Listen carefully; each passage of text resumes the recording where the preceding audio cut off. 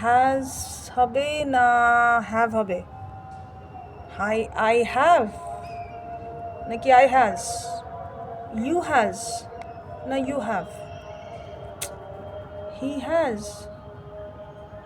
They has, he have বোধ হয়। দূর বাবা, এত কনফিউশন না কী যে করি, তাই না? এটা ফেস করছো তো? লিখতে গেলে বলতে গেলে মারাত্মক প্রবলেম হচ্ছে, হতেই পারে, কিন্তু তার সলিউশনও আছে। সলিউশনটা কি? এই ভিডিওটা, আমার ভিডিওটা ওয়াচ করো ভালো করে, take a note of whatever I teach, যা পড়াবো তাই নোট করবে এবং প্র্যাকটিস করবে।